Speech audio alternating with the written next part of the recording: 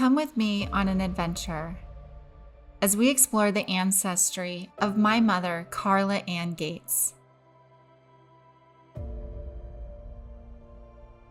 We start by looking at her father, Carl Victor Gates, and his predecessors of the Gates line. Unfortunately, I could only find back to Samuel Gates, who died in Pennsylvania, 1862. Before that, I could find little information about the Gates family. This happens sometimes when researching ancestry. You might go through a line only to find that it suddenly terminates, and although the namesake for her family didn't yield many results, there were some lines that certainly did.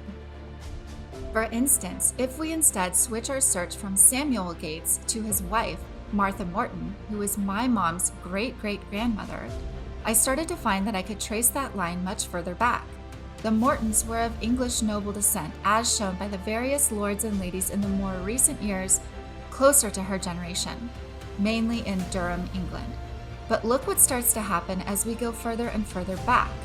Barons, counts, the ranks steadily increase the further back we go, showing French nobility in the line as well, until at last we reach Clothar der Alt, König der Merovingian Franks.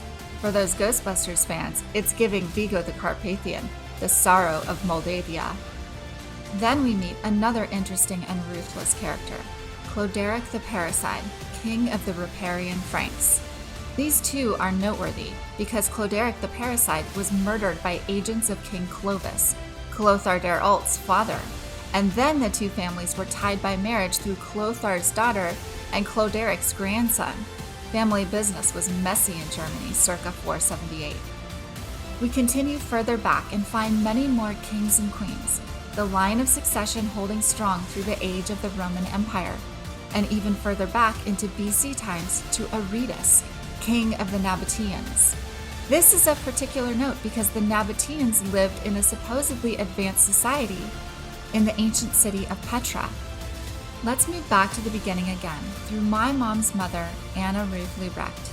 I had remembered learning when I was young that my grandmother descended from some sort of noble family in Germany. It was interesting to learn the truth of this. First, we're going to look at her line through the Drum family. Her mother, Myrtle Verdella Drum. The Drum line, no pun intended, apparently hails mostly from France in the Alsace region. She is directly related to the Baron de Montague. I didn't find many noble relations closer in the timeline, but as I started to go further back, I did start to find a great many Königs, the German name for king, and even Attila the Hun. This relation is interesting and the connection made possible by Attila's son marrying the king of the Ostrogoth's daughter. From there, we can see kings of early Germany and the Scythians, which were a nomadic horse people. For anyone who knows my mother, I don't need to comment much on that fact. The further back we go, we can see the movements of humanity itself and the threads to Mesopotamia, Iran, and Egypt. If we go back and look again through the drum line, but adjust our connections just a little bit, we find that the drum line is connected to yet more royalty through King Henry I of England. Following this further on down the ages, we find an extensive direct relation to Irish kings, princes, and princesses. There were no recent relations that I could find of Irish descent, so this may actually be the answer as to why there is strong Irish blood in my mother's DNA. Looking for a third time through Myrtle Verdella Drum, but adjusting the connection slightly past King Henry I, we find a long line of German kings as well as Nordic kings. Here we see a direct yet distant relation to King Hrothgar Halfdanson, who played a prominent role in the story of the Grendel with the hero Beowulf. Hrothgar was known as the wise and benevolent shielding king who funded the mission to kill the Grendel.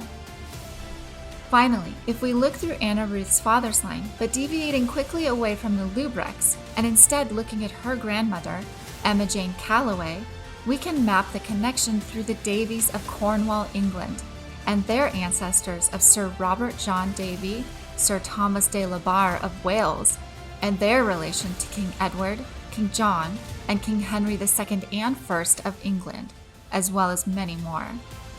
In summary, the number of kings in Carla's line is truly staggering, yet while the men may bear the titles, It's the women we have to thank for it. So on this Mother's Day, all hail to the moms, for it's through Anna Ruth Lubrecht, her mother, Myrtle Verdella Drum, and Anna Ruth's grandmother, Emma Jane Calloway, that grants the title to Queen Carla, rider of horses and monarch of the fortune of the North.